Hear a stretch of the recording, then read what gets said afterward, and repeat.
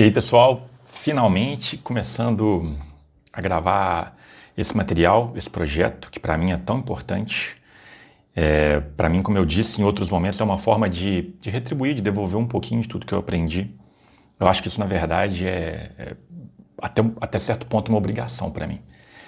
A forma como eu organizei e que eu planejei essa entrega, na verdade, é bem simples. Eu vou gravar 8 aulas, 8 sessões de compartilhamento com os temas que eu acredito que, na verdade, são um mapa mesmo para o sucesso pleno na carreira, na profissão de qualquer um de nós. E quando eu falo sucesso pleno, é porque eu realmente estou pensando de forma abrangente. Não é simplesmente o retorno financeiro.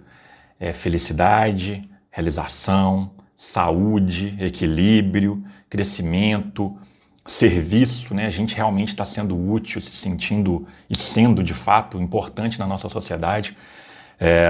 Então são temas muito profundos, eu não vou adiantar os temas aqui, quero fazer um pouco de suspense com relação a isso, mas eu tenho certeza que a cada aula que passar, a cada conversa dessa daqui que a gente tiver, a barra vai subir um pouquinho, a qualidade da entrega vai subir um pouquinho e vocês vão ficar bem contentes, assim, eu vou ficar bem contente também com isso.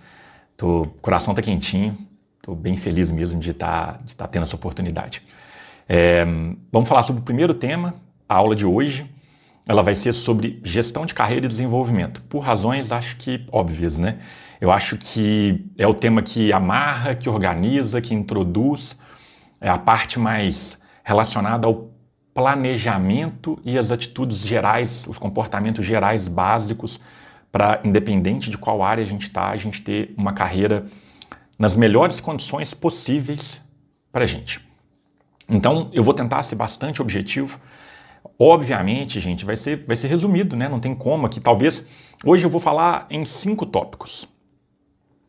5 tópicos. Talvez cada um desses tópicos pudesse ser uma aula de 1 hora individualmente. Mas eu acho que ficaria um formato muito cansativo, eu ia ficar para sempre gravando e nunca entregando. Eu acho melhor a gente começar a entregar dessa forma mais bem organizada, mais objetiva, mais direto ao ponto. E eu tenho certeza que nas interações no dia a dia a gente vai ter oportunidade de aprofundar mais naquilo que for mais relevante para as pessoas também, né? Eu preciso começar a entregar para começar a receber esses feedbacks e ajustar a profundidade e a dimensão das coisas para realmente entregar algo de valor e cada vez melhor para todo mundo. Os 5 tópicos de hoje, portanto, vão ser vocação e escolha da carreira, da faculdade, né? Tem muitos dilemas sobre isso. Depois a gente vai falar um pouquinho sobre a entrada no mercado de trabalho. Depois a gente vai falar sobre os comportamentos e atitudes, né? Dentro de uma ordem bem cronológica da carreira de todo mundo, ainda que isso seja cíclico. Depois a gente vai falar de gestão de remuneração e propostas, porque a partir do momento que você escolheu a sua carreira, se preparou para ela, ingressou no mercado de trabalho, tem ali os comportamentos e as atitudes corretas, obviamente a remuneração e a movimentação no mercado é algo que vai acontecer de uma forma natural. E a partir daí a gente tem que saber lidar com isso também e tirar o melhor proveito disso. E para fechar, o 5º tema vai ser planejamento e desenvolvimento, porque ele retroalimenta tudo isso, faz a roda girar, porque, como eu disse, são ciclos, né? São ciclos e tem também uma incidência muito grande. O que a gente vê, na verdade, hoje, né? Cada vez mais, antigamente talvez fosse mais normal a pessoa passar a vida inteira fazendo a mesma coisa, dentro da cabine de um trator, né? Dentro de um posto de trabalho numa fábrica. Hoje o mercado é diferente, ele é muito mais dinâmico e cada vez mais a gente vê pessoas com diversas carreiras ao longo de uma grande carreira, né?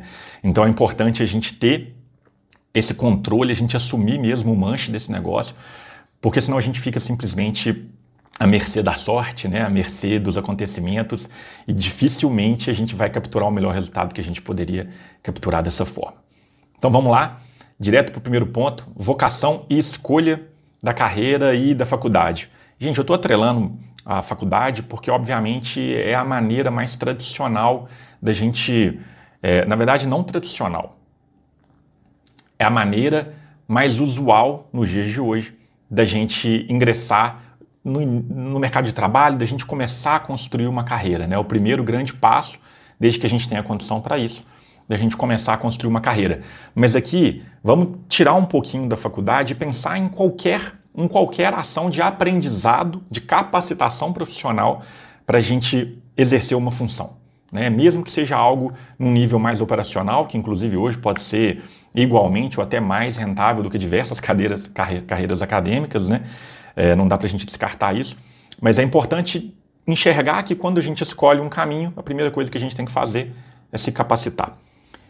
E sobre essa escolha, tem um dado muito interessante que 80% das pessoas são infelizes com o seu trabalho. Eu vi isso numa pesquisa de uma grande consultoria, se eu não me engano, da Deloitte, e estava inclusive assistindo um podcast ou um TED Talk, não me lembro muito bem, com algumas pesquisas e algumas pessoas tentando debulhar um pouquinho, esmiuçar um pouquinho. Obviamente, não adianta a gente ficar aqui discutindo por que os 80% estão infelizes, né? Assim, acho que é uma discussão muito extensa, muito ampla, muito difícil de achar uma causa única, né? Para tanta gente, para algo tão generalizado. Acho que é mais inteligente a gente falar um pouquinho sobre o que os 20% que estão felizes trabalhando, 20% das pessoas estão felizes e realizadas com o trabalho delas. Vamos pensar um pouquinho e vamos investigar um pouquinho o que esses 20% fizeram, encontraram, foi por acaso, foi sorte, o que eles têm em comum, para a gente tentar modular isso um pouquinho, trazer isso um pouquinho para a nossa vida, para a nossa carreira. Acho que pode ser algo que faça mais sentido, né? Assim, eu acho que o primeiro grande erro, ou o primeiro grande acerto que esses 20% têm, está em torno do autoconhecimento. Tem uma relação muito grande com isso. Se você não gastar tempo, não gastar energia para se conhecer bem, para se observar, para refletir sobre isso, se você precisar pegar papel e anotar, se você precisar fazer um diário, se você precisar ir para terapia, o que tiver ao seu alcance vai ser muito importante para você navegar melhor, né, se aprofundar um pouco mais na jornada de autoconhecimento. E por que o autoconhecimento é importante? A gente tem essa ilusão de achar que a gente vai ser feliz se a gente fizer o que a gente gosta. De certa forma, não é uma ilusão. O ponto é a subjetividade, o quão fácil é entender o que a gente gosta, o que faz bem para a gente. Eu, pessoalmente, e ao longo de todos os meus anos de trabalho, né, no RH, com pessoas, conversando, entrevistando, contratando, desligando, apoiando, suportando, uma coisa que eu percebi de uma forma muito, muito clara é que talvez a aptidão seja o primeiro grande sinal desse gostar. E por quê? Qual é a análise que eu tenho sobre isso? Eu acho muito natural que a gente sinta uma satisfação, que a gente goste, que a gente seja feliz fazendo aquilo que a gente é bom. Porque quando a gente faz algo que a gente é bom, primeiro ponto, a gente é útil. A gente resolve problemas importantes, relevantes, desde que a gente se direcione para isso e com efetividade, velocidade, agilidade. Segundo ponto, a gente se destaca. E existe uma vaidade, existe uma satisfação que deriva da gente ser melhor do que alguém numa atividade específica, né, num resultado específico. Talvez seja um pouco fútil, mas, gente, a felicidade vem de lugares bem triviais também, né? É inevitável. E por último, mas talvez mais importante, porque quando a gente faz algo que a gente é bom, a gente é reconhecido. E se você é reconhecido, não só isso já te preenche num nível muito bacana, né? Muito importante de realização profissional, de realização pessoal, mas isso também abre portas. E tem um ponto muito importante sobre o trabalho, é que a gente começa da parte mais chata. E na medida que a gente vai crescendo, se destacando, sendo reconhecido, novas portas vão sendo abertas para a gente e a gente começa a pegar a parte mais divertida, né? Depois de roer o osso, a gente começa a pegar o filé. A gente senta na janela. Então, tem uma certa sabedoria, né, em perseguir aquilo que você tem aptidão, que você é bom. Eu não estou inventando isso, eu não sou o primeiro a falar isso. Até certo ponto é ridiculamente óbvio que a vida funciona assim. Então, muitas vezes, tem algo que você não é muito bom, que não é a sua aptidão natural, mas que você olha as pessoas fazendo e você começa a criar aquela sensação de que aquilo é prazeroso, e querer fazer aquilo também, desejar aquilo, a gente deseja o que a gente não tem, e você começa a perseguir com uma falsa ilusão de que aquilo é o que você gosta, né? Quando na verdade aquilo é o que você acha que você vai gostar. A gente tem que tomar muito cuidado com essas armadilhas, elas são realmente muito perigosas. E um jeito muito simples da gente talvez tomar essas primeiras decisões seja fazer essa autoavaliação, investir no nosso autoconhecimento, entender de fato, olhar para o nosso dia a dia, para a nossa vida pessoal, para a nossa infância, para a nossa adolescência, para o início da nossa vida adulta, seja qual for o momento que você está ali num processo de tomada de decisão sobre a sua carreira, sobre a sua vocação, seja o início de tudo, ou seja uma reconstrução, uma mudança, você precisa olhar para dentro. E talvez a principal resposta que você precisa ter depois dessa investigação é no que você é bom. Quando você descobre no que você é bom, vamos entender onde que isso aqui pode ser monetizado, quais são as áreas onde essa habilidade é mais valorizada, mais útil, mais empregada, e a partir daí acho que fica um pouco mais fácil esse processo decisório. E aí, gente, sobre a faculdade ou sobre qualquer outro curso preparatório para você se inserir no mercado de trabalho, esse é o ponto-chave. Faculdade não vai te dar vaga de nível superior. Eu vi uma matéria no site da Globo, vou colocá-la aqui na tela inclusive, que, se eu não me engano, 1 em cada 10 profissionais, apenas 1 em cada 10 profissionais, eram alocados no mercado de trabalho de forma coerente no nível e na área que eles cursaram essa faculdade. Gente, essa matéria, na verdade, ela está errada. Isso não é necessariamente um problema. E aí talvez a gente tenha um problema. O problema está na nossa expectativa ou até mesmo o problema está na faculdade. Mas de forma alguma, uma pessoa se forma numa faculdade de engenharia civil e ela está pronta e apta de fato para assinar um projeto estrutural de uma grande obra, de um prédio, de uma ponte. Não é assim que funciona, né? Ela vai ter que passar por outras etapas, ela vai ter que passar por outros processos para adquirir a experiência necessária, complementar aquele processo acadêmico que ela se preparou também, para aí sim ela poder exercer essa função na sua plenitude. Seria ótimo se a gente já pudesse, de alguma forma, ter vagas, né, formalmente falando, consistentes com todo o investimento que a gente fez na nossa educação e tudo mais. Só que o nosso mercado de trabalho não funciona assim. Ele não funciona assim porque tem bastante mão de obra, porque tem pouca oportunidade. As coisas são como elas são. Isso não é um oportunismo barato das empresas, não é uma coisa maquiavélica. Esse tipo de sentimento, inclusive, a gente vai falar sobre ele com um pouco mais de tempo depois, mas é algo que a gente não deve dar muita voz para essas coisas, essa que é a realidade. O meu ponto, e aí existem algumas carreiras, como por exemplo a medicina, que tem um processo acadêmico muito mais bem estruturado e também muito mais longo, e aí sim, quando a pessoa termina de fato a graduação em medicina, ela termina a residência dela, que muitas vezes ela vai gastar 6, 7, 8 anos naquele processo, aí sim ela vai estar pronta e ela é imediatamente alocada no mercado de trabalho numa vaga perfeitamente coerente com a formação que ela teve. Agora, se você estuda administração, se você estuda contabilidade e você se forma, naquele momento que você se forma ali, você não tem realmente a experiência necessária para ser contratado como um contador pleno, como um analista administrativo pleno em nenhuma empresa. É natural que isso não aconteça. O seu foco, nesse momento, tem que ser adquirir a experiência prática inicial necessária para que você, aí sim, esteja apto a ser contemplado, a conquistar uma vaga com esse título, né, com essa coerência, com tudo aquilo que você se preparou para conquistar. Existem programas que já trabalham isso de uma forma diferente. O programa de trainee em grandes organizações é um excelente exemplo disso. Mesmo com pouca experiência ou até mesmo nenhuma, mas uma grande formação, você pode ser aceito nesse programa e você vai passar por um ciclo ali de 2, 3, 4 anos, muitas vezes, em uma grande empresa, onde você vai ter as oportunidades necessárias para aprender, trabalhando, exercendo a função e logo depois ser alocado numa posição de um pouco mais de destaque dentro da empresa. Gente, É muito importante vocês entenderem isso para não ter uma frustração desnecessária. A gente vai falar bastante sobre frustração, não somente hoje, mas em diversos temas que a gente vai conversar, porque ela é realmente a chave para o fracasso. E isso é uma coisa que a gente vai explorar de diversas formas diferentes.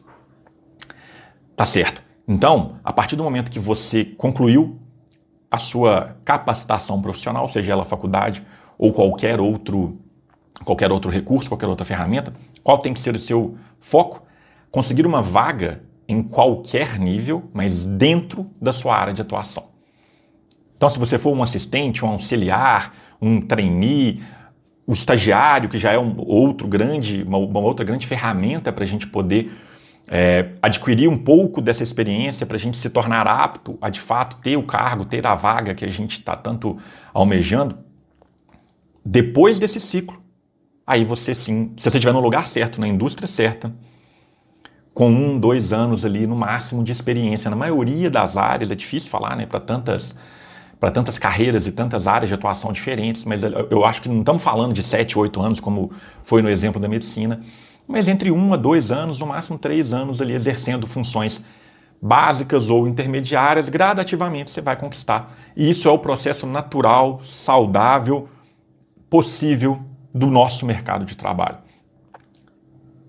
Planejem de forma adequada, saibam quais vão ser os passos, as etapas, que tudo vai se encaixar muito melhor na vida de vocês. É muito ruim quando a gente projeta uma expectativa errada, mais alta, irreal. Aí a gente realmente, eu costumo brincar que expectativas elevadas, muitas vezes, é uma forma premeditada de sofrimento. Você precisa realmente ser realista, não sonhar pequeno, não é mirar baixo, mas sempre com o pezinho no chão, planejando coisas possíveis, ousadas, porém possíveis, que você vai conquistar sucesso, que você vai crescer, que você vai ter a paz que a gente precisa para poder, transitar ali por cada etapa da nossa carreira. Fechando o primeiro capítulo, então, de vocação e escolha da nossa carreira, da faculdade, a gente precisa entrar no mercado de trabalho, a gente já está fazendo esse link, e a verdade é que hoje, quando o assunto é arrumar emprego, né, assim, a gente está tendo algumas dificuldades. Primeiro que está cheio de vendedor de sonho na internet hoje, ensinando hackzinho para você reconfigurar a sua página do LinkedIn e imediatamente achar um emprego para ganhar o dobro, o emprego do seu sonho. Quem está enviando currículo não consegue mais emprego, o LinkedIn é o caminho. Isso é um negócio muito perigoso, muito problemático, porque ele parte de uma verdade muito grande. O LinkedIn é, sim, uma das ferramentas mais importantes que a gente tem hoje para conseguir acesso ao mercado de trabalho. É a principal plataforma onde todas as empresas estão debruçadas para prospectar talentos, né? Mas a verdade é que se você não tiver coragem de pedir emprego, você vai ficar para trás. E o LinkedIn, na verdade, é só mais uma forma de pedir emprego. Você precisa usar todos os recursos e ativos que você tem. E na maior parte das vezes, o ativo e o recurso mais valioso que a gente tem para conquistar uma boa oportunidade é a nossa rede de relacionamentos, é o nosso networking. Mas por algum motivo as pessoas estão ficando orgulhosas, estão ficando bobas, assim, não cai nessa armadilha, não. Se você tem um amigo, um colega, um parente, um conhecido, se você estudou, numa faculdade, num curso técnico, você tem contatos de pessoas que já estão no mercado de trabalho, na indústria, na empresa que você quer trabalhar, você tem que ir lá, chamar essa pessoa para conversar e perguntar para ela se tem algo que ela pode fazer, se tem alguém que ela pode te apresentar, se você pode mandar um currículo para ela. Você tem que fazer isso com frequência. Se você não fizer isso, se as pessoas não souberem que você está buscando algo, por que elas vão estender a mão e te ajudar? Então não seja orgulhoso, Trabalhe o seu networking de forma inteligente, de forma ativa, sem ser aquela pessoa chata, inconveniente, que está sempre pedindo, chorando e não sei o quê, com parcimônia, com jeitinho, daquela forma que eu tenho certeza que vocês sabem muito bem como buscar, mas busquem. O orgulho é nosso inimigo. A gente não pode deixar ele falar mais alto e a gente não pode achar que as coisas vão cair no nosso colo, Então você vai trabalhar o LinkedIn de uma forma profissional, tem bastante conteúdo sobre isso na internet, não vou gastar o meu tempo aqui falando muito sobre o LinkedIn. Ele tem que estar coeso, ele tem que ter todas as informações sobre as suas experiências, não tenha preguiça de preencher o seu LinkedIn. Entra no LinkedIn de pessoas de sucesso, vê o que tem lá, vê o que elas preencheram, vê a ordem das coisas, vê a linguagem. Hoje em dia tem inteligência artificial, tem chat GPT. Se você não é bom de redação, você pode pedir ajuda para a inteligência artificial para escrever os parágrafos, para escrever as experiências. Você conta ali para a inteligência artificial, ela devolve um textinho coeso, bem resumido, bem objetivo, bem construído, até mesmo, né, com adaptações que você vai fazer para deixar mais coerente com uma forma que você falaria sobre aquilo dali. Não tem por que a gente sofrer. Obviamente, você também vai ter que ter um bom currículo. E o currículo e o LinkedIn, gente, são coisas muito diferentes. O LinkedIn, realmente existem algoritmos, existem robôs, existem ferramentas de prospecção automáticas ali por trás que, quanto mais informação tiver, melhor para você. O currículo, a gente já está lidando um pouco mais com o ser humano. Aí a gente tem que entender que a gente precisa ser um pouco mais objetivo, precisa ser um pouco mais resumido. Não, eu costumo brincar que não interessa quantos anos de carreira você tem, você nunca deveria ter mais do que 2 páginas de currículo. Outra coisa muito importante para o currículo é a ordem. Simplesinho, vou deixar um link aqui no vídeo do YouTube, nesse link do vídeo do YouTube, vou inserir um link com modelos simples de currículo para serem preenchidos. Você pode escolher o que você achar mais bonitinho ali, mais com a sua cara, mas quanto menos papagaiado, melhor. Seus dados pessoais, uma introdução, um parágrafo introdutório contando sobre a sua trajetória profissional, a sua capacitação e o seu perfil como um todo. E depois pula direto para as suas experiências. Porque acreditem, essa é a parte mais importante. Ah, mas eu estudei em Harvard. Pule direto para as suas experiências. Se você estudou em Harvard, você já vai ter dado um jeito de escrever ali na sua bio, na sua introdução sobre isso, porque é um grande ponto, é um ponto muito relevante. Mas aquilo que de fato te torna apto a ser cogitado para uma vaga A, B ou C são as experiências que você teve. Vamos falar um pouquinho sobre pessoas que estão começando a carreira, mas vamos primeiro seguir essa ordem. Experiências. Você vai colocar de que ano até que ano, de que mês até que mês você trabalhou em cada função, em cada empresa. Você vai descrever as responsabilidades que você tinha ali, porque isso é experiência. Quais eram as suas atividades e quais foram as suas entregas, os seus resultados dentro dessas atividades. Isso é muito importante. E o motivo pelo qual vocês não sabem fazer isso, a gente vai falar no próximo capítulo, com comportamentos e atitudes, é porque vocês realmente não controlam, não acompanham, não medem o resultado do trabalho de vocês. Isso é uma falha muito grande. Depois das suas experiências profissionais, aí sim, formação acadêmica. Idiomas, depois a gente vai entrar com cursos e informações complementares. Você, portanto, pode até chegar lá no final e colocar aquela seçãozinha de habilidades, skills, né? O pessoal gosta de colocar em inglês, eu prefiro realmente um currículo todo em português ali. Mas aí você vai focar num resumo, numa interpretação, num apanhado geral das habilidades técnicas que toda essa sua experiência e formação te deram. As habilidades comportamentais é um pouco de promessa fajuta de currículo. Ah, eu sou proativo, eu sou organizado, eu trabalho bem em equipe. Qualquer um pode falar isso. É simplesmente confete, é uma propaganda que não vai fazer diferença. É claro que é importante ter essas habilidades. Isso vai surgir dentro da entrevista de emprego, vamos falar sobre a entrevista de emprego já já. Mas no currículo é mais interessante você ter esse resumo objetivo, esse apanhado geral de quais são as suas competências em função das experiências e processos educacionais de capacitação que você viveu. Perfeito? Então, se você trabalhou bem o seu LinkedIn, trabalhou bem o seu networking, se você trabalhou bem o seu currículo, aplicou para todas as vagas que você podia aplicar, entrou em contato com o recrutador, entrou em contato com o gerente da área, porque você achou no site da empresa, no LinkedIn. Se você fez todo esse barulho, todo esse esforço, a tendência é que você vai começar a ter oportunidades para ser chamado para entrevistas de emprego. E aí, gente, de uma forma muito objetiva, existem 5 técnicas, existem 5 atitudes. Existem 5 coisas que, se você fizer bem feito numa entrevista de emprego, não tem como você não ser contratado. A primeira é o interesse. demonstrar interesse na empresa, na vaga, na oportunidade, de forma explícita. Explícita. Realmente dizer o quanto aquilo é o que você busca, é importante para você, para sua formação, para o seu planejamento de carreira, porque a partir de agora você vai ter um plano de carreira, né? Isso realmente enche os olhos de quem está contratando. A gente não quer, como recrutador, eu posso te dizer que a última coisa que a gente quer é uma pessoa desinteressada. Que aquilo dali vai ser só mais um salário, só mais uma empresa, só mais uma oportunidade. É uma forma da gente entender quem vai se esforçar mais, quem vai correr mais atrás, quem vai entregar mais. A segunda atitude que você tem que ter ali, essa é a mais simples de toda, é a mesma que eu estou tendo durante toda essa conversa aqui com vocês, é sorrir. Sorrir.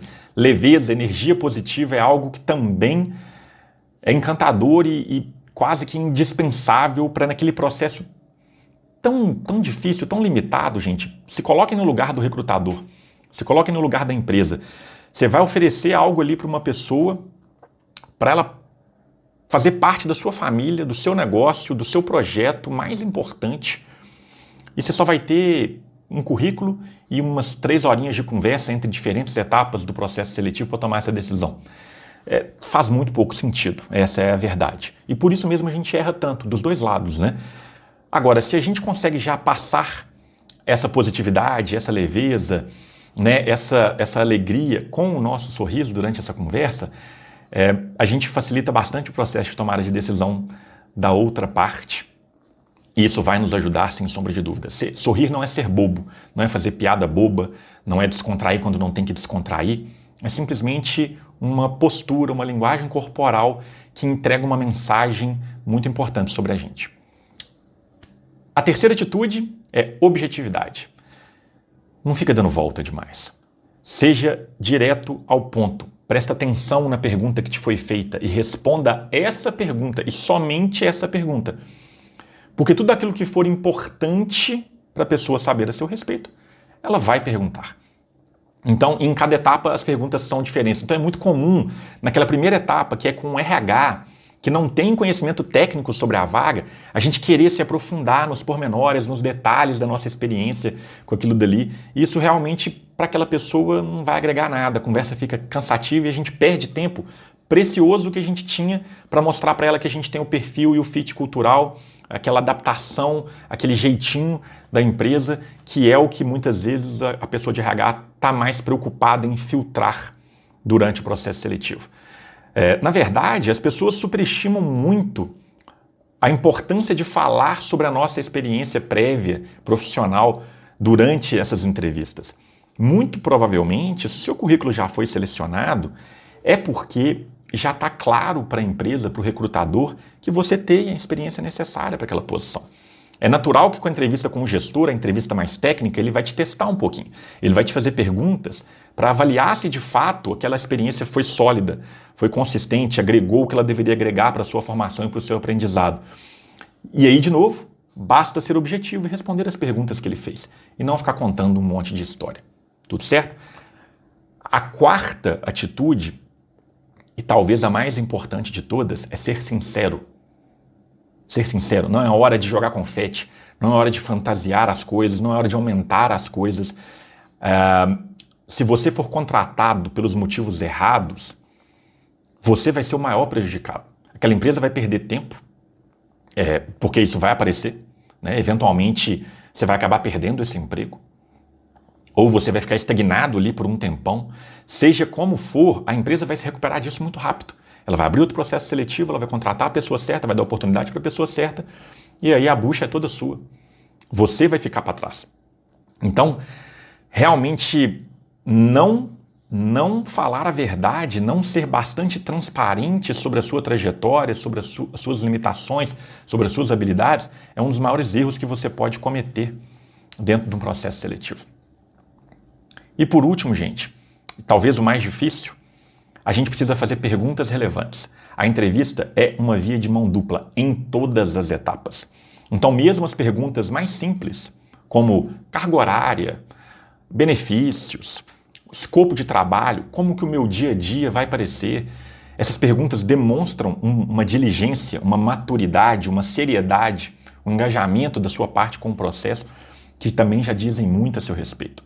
E, obviamente, se você consegue fazer perguntas mais relevantes sobre o escopo de trabalho, sobre a estratégia da empresa, sobre a indústria, sobre o momento da empresa, sobre os planos da empresa, você não só impressiona e demonstra uma maturidade, uma senioridade, uma capacidade maior, como você também captura elementos importantes para você tomar uma boa decisão. Mercado de trabalho, gente, não pode ser tentativa e erro. Seu currículo começa a ficar poluído. O ideal é que você tome a decisão mais assertiva possível, para você ter bons ciclos dentro das empresas que você trabalhar, né, e construir com consistência uma história bonita. É essa história que lá na frente, a gente também vai falar sobre isso, vai te dar as oportunidades que você quer. Então, maravilha. A gente conseguiu entrar no mercado de trabalho, ou a gente conseguiu a vaga que a gente queria. A gente conseguiu a oportunidade de transição que a gente tanto estava buscando. A partir desse momento, o que mais importa é a gente realmente mandar bem, a gente impressionar e a gente firmar o nosso pé nessa indústria, nesse mercado, nessa vaga, nessa empresa, certo? Então agora a gente vai falar do nosso terceiro bloco, comportamento e atitudes. Primeiro ponto fundamental. Os 3 primeiros meses depois de você ser contratado são os mais importantes. Todos os olhos e todos os ouvidos estão voltados para você. As expectativas estão em xeque. Elas vão ser avaliadas. Então, é o momento que você tem que estar muito focado nas expectativas. Aliás, eu costumo dizer que existem 2 expectativas que são muito importantes nesse momento. A primeira delas é as que existem sobre você. E as segundas são as que existem em você. Vamos falar primeiro das expectativas que existem em você. Porque se você não tiver realmente uma gestão eficiente dessas expectativas, como eu falei lá atrás, se elas não forem realistas, se elas não forem bem trabalhadas, bem fundamentadas, você vai se frustrar com uma frequência enorme. Então saiba o que esperar, porque todas as vezes que uma expectativa sua é frustrada, a sua energia baixa, a sua entrega deixa de existir. Ela não deixa de existir, mas a sua entrega perde qualidade. A sua entrega perde paixão. E aí a sua carreira começa a afundar. E aí aquela oportunidade começa a dar errado. Então é óbvio que nos seus primeiros 3 meses dentro de uma empresa, você vai ter decepções. As coisas não vão ser exatamente como falaram que seriam. Você vai entender que existem outros problemas, que existe mais competição, que a demanda não é exatamente daquele jeito, que a pressão é um pouco maior. Existem uma série de coisas que podem vir diferente daquilo que você entendeu que seria. Não quer dizer que alguém tentou te enganar. De novo, o processo seletivo é muito curto, é muito limitado, é muito pobre. É natural que espaços estavam em branco. E agora que a gente vai preencher aquilo dali não necessariamente é o que a gente esperava. Porque a nossa expectativa, na verdade, já tinha feito um rascunho de tudo isso. Então, tenha um pouco de paciência, tenha um pouco de resiliência. Essa vai ser a chave para você se manter motivado, principalmente nesses 3 primeiros meses. Não acha que motivação é um prêmio que você entrega para a empresa. Motivação é a sua principal ferramenta para o seu sucesso. Quem perde por não estar motivado é você. A empresa, de novo, ela vai dar o jeito dela. Se ela precisar, ela vai contratar 2 para fazer o trabalho de 1. Mas você vai ficar estagnado ali ou vai perder aquele emprego a qualquer momento. Então gerencie muito bem a sua expectativa, lide muito bem com a sua frustração. Eu não quero aprofundar muito sobre isso porque aqui sim vou dar um spoiler. Essa questão da inteligência emocional vai ser o tema de uma aula inteira, isso é muito importante. É um dos próximos temas aí, a gente vai ter oportunidade de conversar bastante sobre isso. Fecha aspas aqui, fecha parênteses aqui sobre a expectativa que existe dentro de você. 3 primeiros meses, vamos falar sobre as expectativas que existem sobre você e sobre aquela atenção que você está recebendo naquele momento. É crucial, é fundamental que você saiba levantar e diagnosticar e esmiuçar todas essas expectativas. E aqui, primeira dica de ouro, anote tudo. Tudo que for pedido, tudo que você perceber que precisa ser feito, prazo, qualidade, frequência, linguagem, cor, não importa o que for dito. Anote e assimile aquilo dali. E o seu desafio nesses 3 primeiros meses, na verdade, eu não acho que você deveria deixar de fazer isso após esses 3 primeiros meses, mas mais do que nunca, vai ser superar essa expectativa. Eles querem que você envie 3 fechamentos por dia, envie 4. Eles querem que você termine o relatório até na sexta-feira, tenta terminar na quinta, tenta terminar na quarta. Eles querem que você tenha uma frequência de 3 por semana, tenta fazer 4 por semana. Tudo que você puder fazer a mais, puder fazer melhor, obviamente observando se faz sentido. Se não é desperdício de tempo, desperdício de esforço. Você tem que botar a cabeça cachola para pensar ali também. Supere. Mas dentro daquilo que te foi pedido.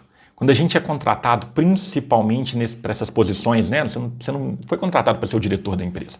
Não foi contratado para ser o gerente da empresa. Estamos falando de um processo aqui de início de carreira ainda ou de início em uma nova função intermediária numa empresa. Transição, o que for. Não é a hora da gente ser muito proativo. Você precisa primeiro, a gente vai chegar nessa parte, você precisa primeiro entender a empresa que você está.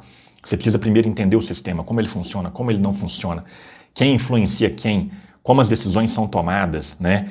Todo esse ecossistema social, você precisa ter muito mais noção disso tudo antes de você querer ser proativo. A chance de você realmente ficar dando tiro na água ali, inventando moda desnecessária, é muito maior. E, de novo, você vai gastar energia que deveria estar sendo empenhada para atender as expectativas que foram ali botadas sobre você. Isso é realmente, assim, a coisa mais importante. Depois desses 3 meses, depois desses 6 meses, dependendo da complexidade da função, né, esse período de adaptação, ele pode mudar um pouquinho, aí sim, você já vai ter recurso suficiente para fazer outras coisas. E isso é muito importante. Por quê? Depois que você atender a expectativa, superar a expectativa, firmar na sua cadeira ali naquela oportunidade, as atenções saem um pouco de você. E isso não é bom para você, né? Diminui um pouco a pressão, joia, mas se você quer crescer, se você quer se destacar, se quer conquistar mais coisas, você precisa manter essa atenção sobre o seu trabalho. Então, você precisa desenvolver coisas, desenvolver projetos, ter iniciativas, agora sim a gente vai ser proativo, que tragam de volta essa atenção para o seu trabalho. Essa é a hora de surpreender. Você vai continuar mantendo o atendimento e a superação dentro do possível, né, para todas aquelas expectativas básicas sobre a sua função, mas isso já não te garante pontinho nenhum. E agora você vai começar a observar quais são os problemas, quais são as oportunidades, aquelas bolas quicando ali que sempre existem em qualquer área, em qualquer função, né, que de vez em quando você escuta seu gestor reclamar, ou que você vê que gera retrabalho, perda de tempo, ou que gera reclamação dos clientes. Gente, quando a gente fala cliente, não é só cliente externo, né?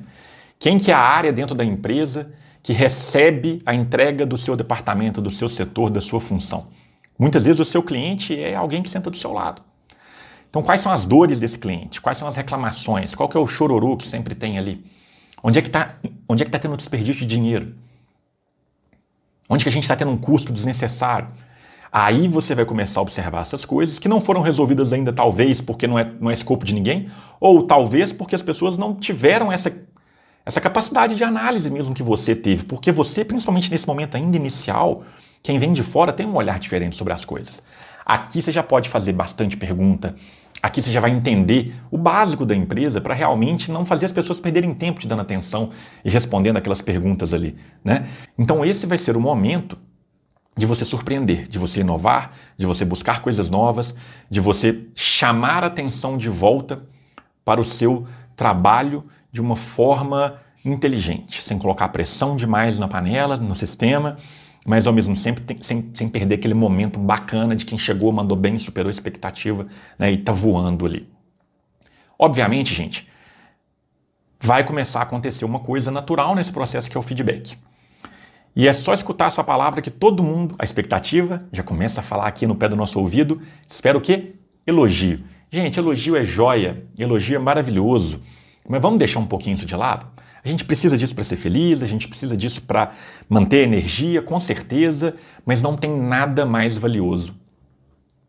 Não tem nada mais precioso do que um feedback negativo. Feedback negativo é gabarito de prova.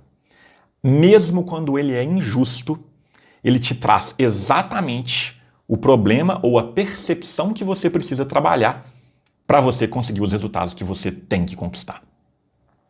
Para você impressionar seu chefe, para você impressionar o seu cliente, para você conseguir realmente se projetar e ter oportunidades de crescimento. Então, se surgirem feedbacks negativos, feedbacks no geral, abrace, aproveite. Se não surgirem, busque por eles.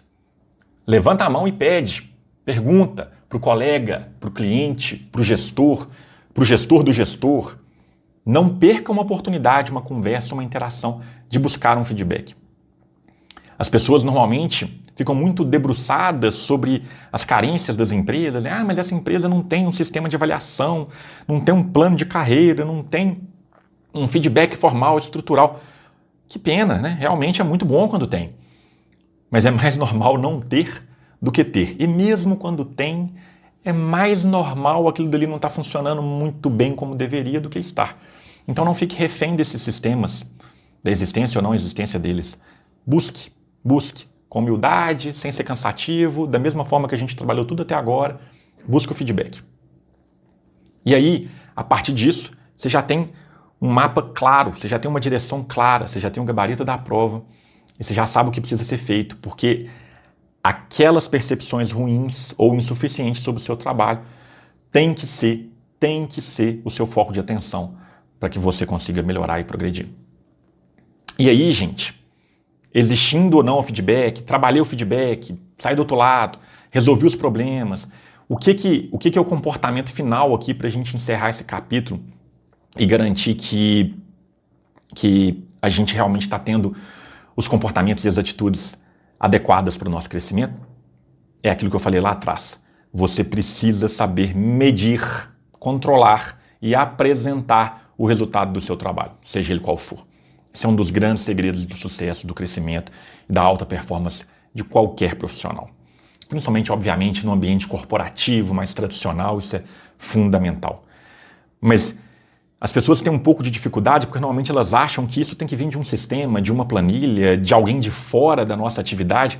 Gente, quando existe, que ótimo, isso vai acontecer de uma forma muito mais orgânica.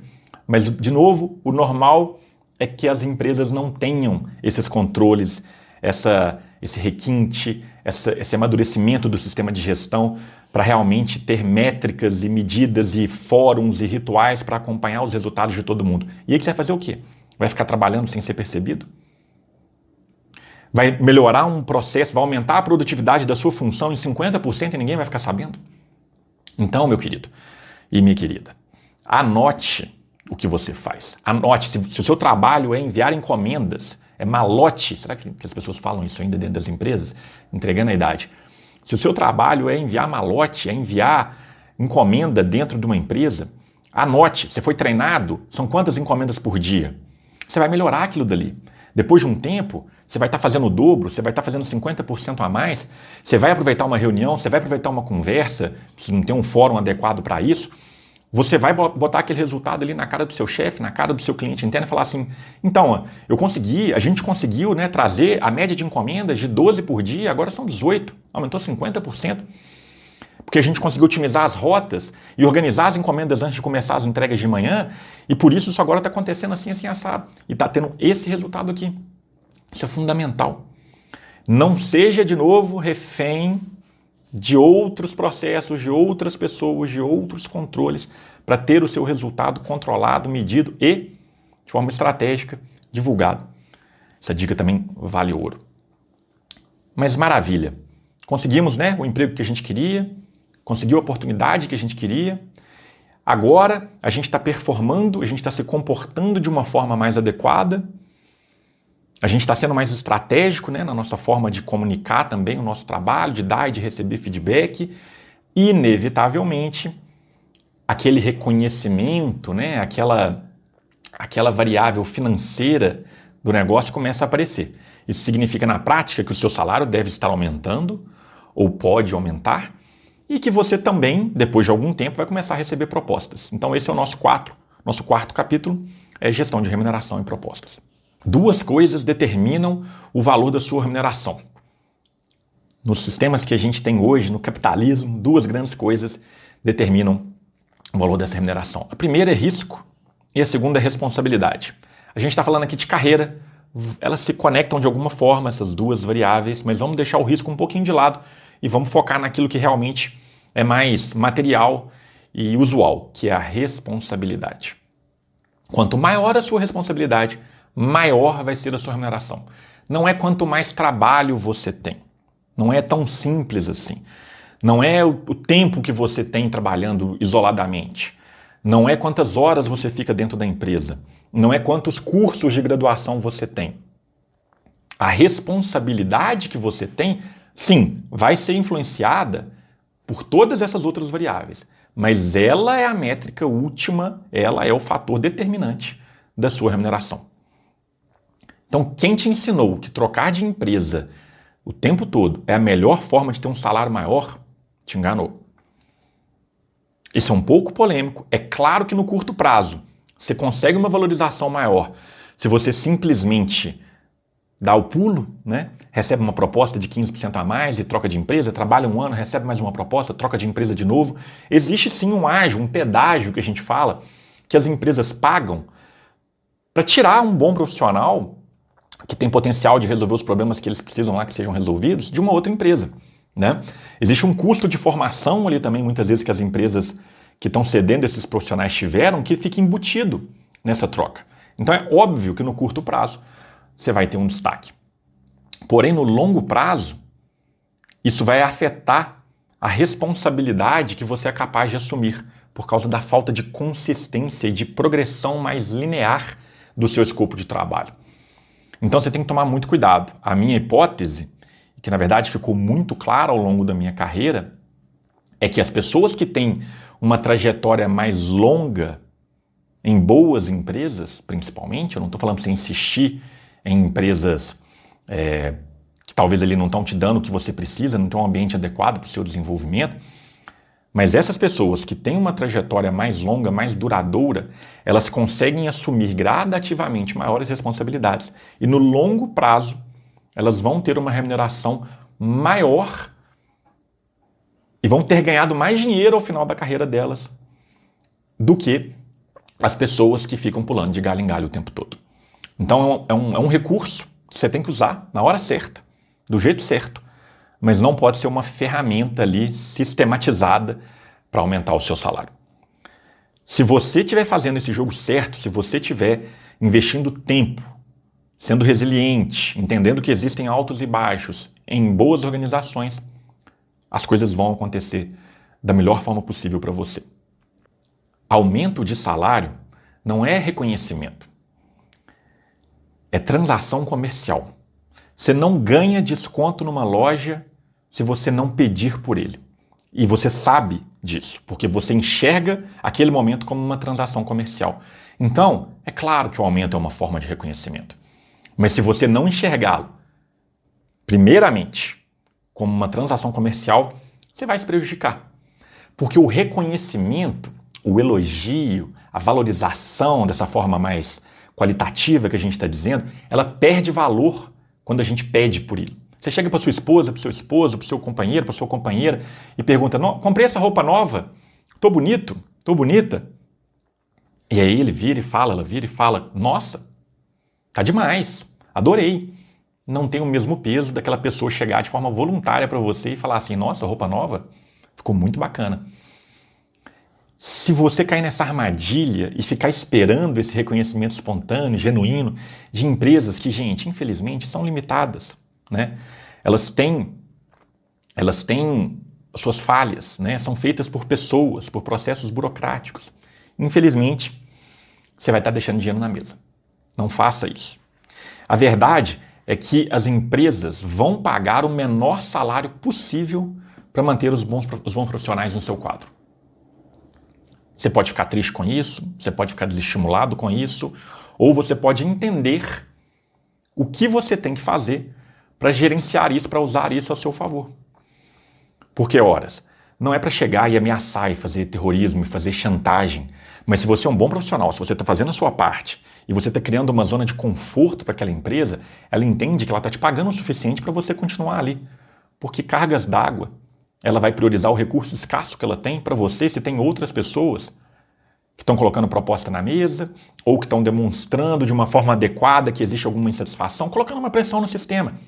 É algo que você tem que saber usar. Se você colocar demais vira algo desagradável e eventualmente a empresa vai preferir te deixar embora, porque é muito desgastante. De novo, são pessoas, né? Então mesmo você sendo um talento, é um talento que drena muita energia, a empresa vai preferir te deixar embora. Mas se você souber fazer isso de uma forma inteligente, com parcimônia, com cadência, não é todo mês, talvez não seja nem todo ano, você tem que ter uma autorreflexão muito realista sobre os seus resultados, sobre as suas entregas. Mas se você fizer isso de forma adequada, você vai estar no primeiro lugar da fila ali para receber o aumento quando for possível, quando for viável para a empresa. Então, gente, saibam usar, mas não deixem de usar. Essa dinâmica das empresas de pagarem o menor salário para poder manter os profissionais no seu quadro pode parecer um pouco polêmico, mas é inclusive motivo pelo qual as empresas fazem pesquisa de salário, pesquisa de mercado. É por isso que as empresas têm esse objeto de desejo, fixação de tantos candidatos, que é o plano de cargos e salários. Nada mais, nada menos, é uma ferramenta para se estabelecer o valor mínimo que a empresa tem que pagar, o valor médio que a empresa tem que pagar para ser competitivo no mercado. Ela está nivelando, no nosso caso, por baixo. Então você precisa aproveitar as oportunidades que você tem para botar um pouco de pressão para cima nesse negócio. Essa é a ideia, acho que já deu para ficar claro para todo mundo. Vai começar a acontecer esse assédio externo também de outras empresas. Você vai receber propostas. Nunca, parênteses importante, nunca aceite uma proposta de trabalho imediatamente. Nunca aceite por telefone, de forma informal. É um processo de negociação. Peça para que a proposta seja enviada formalmente para você ganhar tempo para entender a melhor forma de negociar e também para você poder ser mais diligente com os detalhes. Numa proposta formal sempre vai ter mais detalhes do que numa conversa por telefone. Não ignore horário de trabalho, deslocamento, benefícios, questões contratuais específicas daquela empresa, bônus, mas está tão longe. Não deixe de ser diligente com todas essas coisas. E também, uma proposta formal tem valor, inclusive, jurídico. Se depois essa empresa der para trás, pode criar algum problema para ela, você pode ter como reclamar isso daí de alguma forma. Não aceite proposta por telefone. Mas por que no final das contas tudo isso é importante? Quando você recebe uma proposta e você já está em uma boa empresa, é muito normal que isso aconteça.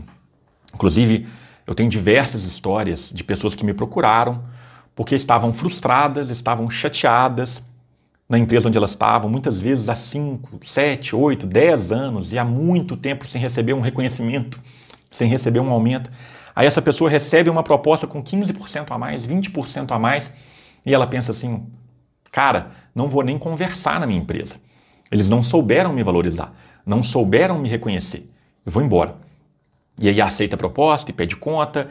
E aí, gente, existe um negócio chamado risco, que agora sim entra muito forte e que está te remunerando a mais nessa transição, né? Parabéns. Porém, ele pode te dar resultados que você não vai gostar. Você pode não se adaptar naquela nova empresa. Você pode não ser o que eles esperavam que você fosse. A sua vida vai mudar radicalmente. E tudo isso por causa de 15%. Será que faz sentido? E outra coisa, a sua conclusão foi que você não era valorizado naquela empresa, mas será que não era você que não estava tendo todos esses comportamentos que a gente está discutindo aqui para fazer a gestão da sua remuneração de forma adequada e por isso estava ficando para trás? A gente não pode ser tão emocional, tão sentimental na hora de lidar com o nosso trabalho. É o nosso sustento, é o nosso ganha-pão, é a nossa carreira, a gente tem que ser um pouco mais estratégico. Se você tem uma proposta, gente, pelo amor de Deus, não é para fazer leilão. Você tem que ser diligente e responsável com você, com a sua família, né? Você tem uma oportunidade ali para ganhar mais. Mas você não deve priorizar, deixar para trás tudo que você plantou naquela empresa. Você já construiu uma reputação, você já tem credibilidade, você já conhece os caminhos ali dentro. Isso tudo tem um valor muito grande. Apresente a proposta. Se faz sentido, se você não está num lugar ruim, se você já não está ali realmente desgastado, realmente andando de lado, senta para conversar. Deixa claro que a sua intenção não é sair, mas que você não está disposto a ficar, né, tendo esse prejuízo financeiro contra essa proposta que você teve. E se existe alguma coisa que a empresa puder fazer por você naquele momento, para você ficar, você vai ficar muito contente. E aí, depois você procura, de forma profissional, educada, falar a verdade para aquela outra empresa. Olha, cobriram a proposta, eu não quero iniciar um processo de leilão aqui, eu já decidi por aceitar essa proposta, né? É importante que lá atrás, quando você recebe a proposta pela primeira vez, você negocie também. Você vai falar, gente, essa é a melhor proposta que vocês podem fazer? Eu tinha uma expectativa um pouco mais alta, eu esperava um pouquinho mais, eu achei que pudesse ser tanto. E aí você tira o melhor que você pode daquilo dali e nessa hora aqui que você decidiu ficar onde você estava, não tem barganha, não tem conversa, não tem negociação, porque aí começa a ficar antiético.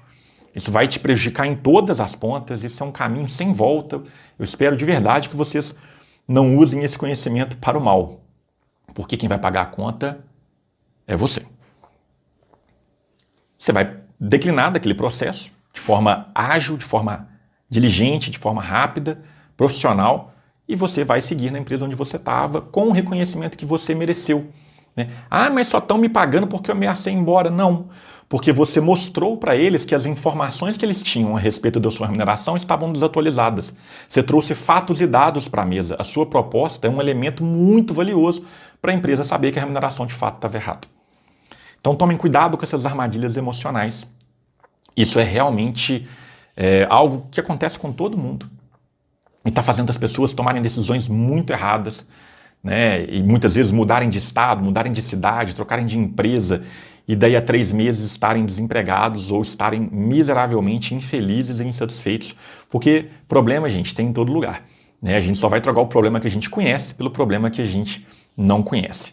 De novo, saiba respeitar os seus limites, tenha um bom senso crítico para avaliar de fato se a empresa onde você está te oferece o que você precisa para se desenvolver, se é uma boa empresa ou se não é uma boa empresa. Mas se for, valorize-a. Lembre do que eu disse, longos ciclos tendem a ser muito mais bem valorizados e recompensados durante a nossa carreira. Com isso a gente fecha o nosso 4º bloco. Vamos para o nosso 5º e último bloco, que é o que vai fazer a roda girar de verdade, que é o planejamento e desenvolvimento. Como é que a gente vai se atualizando e controlando a nossa carreira para que o crescimento seja uma constante e para que a gente atinja grandes objetivos. Na verdade, gente, muito provavelmente a sua carreira está à deriva. Se você não tiver um plano, você não vai conquistar muita coisa. A primeira coisa que a gente precisa para ter sucesso é um bom plano. E o primeiro elemento de um bom plano são objetivos. Então, se você não estabelecer quais são os seus de curto, médio e longo prazo. No curto prazo, eu quero essa vaga. No médio prazo, essa vaga é de assistente. Eu quero a vaga de analista, porque eu já sou formado, eu já tenho curso superior. No longo prazo, eu quero realmente uma carreira de liderança. Ou eu quero me tornar um especialista técnico e, eventualmente, empreender. Eventualmente, monetizar esse meu conhecimento de uma outra forma, ou eventualmente trabalhar com consultoria, ou eventualmente fazer uma transição de carreira assim, assim, assado. Se você não tiver um objetivo, você não tem um plano. Se você não tem um plano, você não sabe o que fazer. Se você não sabe o que fazer, você está à deriva. Então essas coisas se conectam de uma forma muito simples. Não é fácil a gente estabelecer objetivos, a gente construir essa estratégia, né? A gente começa lá do primeiro assunto que a gente falou hoje, do autoconhecimento. Até mesmo para você saber o que é uma carreira que vai te fazer feliz. Qual que é o jogo de longo prazo que vai fazer sentido para você. Se você ficar apenas apagando incêndio, você vai passar a vida andando em círculos e servindo de recurso para o plano dos outros. Gente, quando a gente estabelece esses objetivos e a gente começa a desdobrar isso em ações, a gente começa a desdobrar isso em plano. Se você acha que plano de desenvolvimento é somente qual pós-graduação e que livro que você vai ler, você já fracassou. A coisa mais valiosa para o seu desenvolvimento, as ações mais importantes para o seu aprendizado, são as experiências profissionais práticas que você vai ter.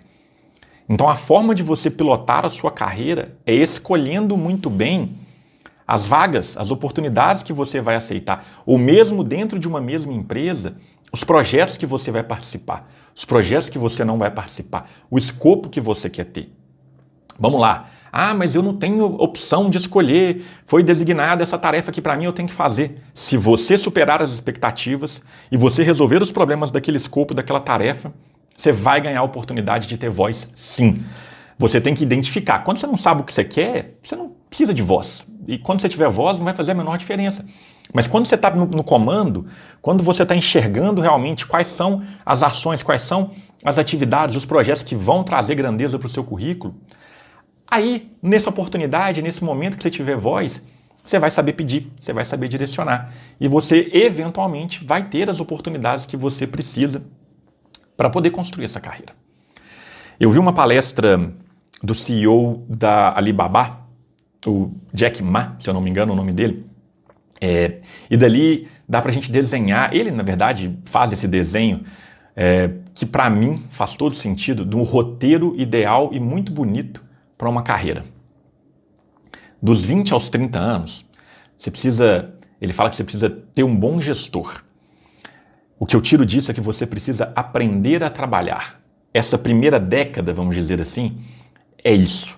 Você precisa aprender pequenos comportamentos, precisa aprender a se comunicar, a ler o cenário, a dar e receber feedback, a organizar a sua rotina, a planejar, a fazer realmente uma análise estratégica dos problemas ali para propor e implementar soluções e saber entregar isso, né? Assim, é fundamental que você tenha bons gestores e bons pares, que você faça parte de ambientes que vão trazer referências de qualidade para esse seu aprendizado. Dos 30 aos 40 anos, está na hora de você se arriscar um pouquinho. Aí, aquela variável que também remunera e que a gente falou um pouquinho sobre ela lá atrás, pode ser o momento perfeito de você empreender, por exemplo. Ou tentar coisas diferentes na sua carreira. É uma fase de construção. Dos 30 aos 40, nós temos que construir coisas diferentes. É onde cabe ali realmente uma margenzinha para erro, né? É onde a gente dá um pouco de identidade para os nossos projetos. A gente assume já o manche de uma forma mais firme. Dos 40 aos 50, gente, é fundamental que o seu autoconhecimento e o seu aprendizado já te permitam isso. Você tem que fazer o que você é bom.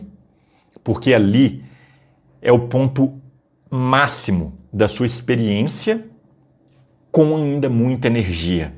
Porque dali para frente, talvez você vai querer buscar um pouco mais de equilíbrio, de qualidade de vida, não vai ter mais tanta energia assim para dar para sua carreira. Então, dos 40 aos 50 anos é quando você vai ganhar dinheiro. Olha só, vamos voltar nisso daqui a pouco.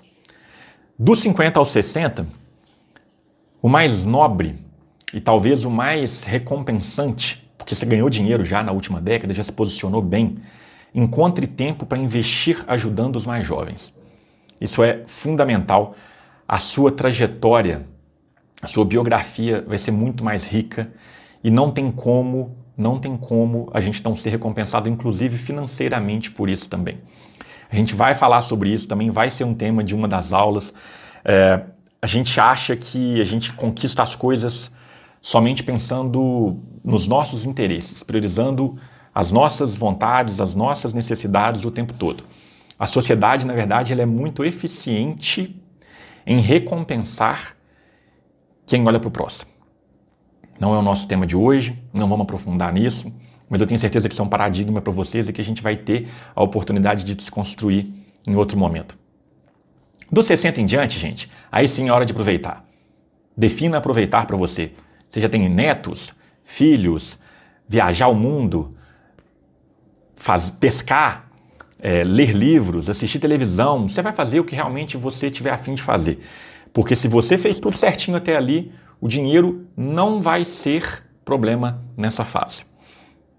Agora, o que eu estava falando sobre os 40 aos 50 anos ali e fazer o que você é bom e realmente isso vai funcionar, porque lembra do que eu disse lá atrás sobre resolver problemas, sobre autoconhecimento, sobre ter reconhecimento, porque você está fazendo o que você é bom?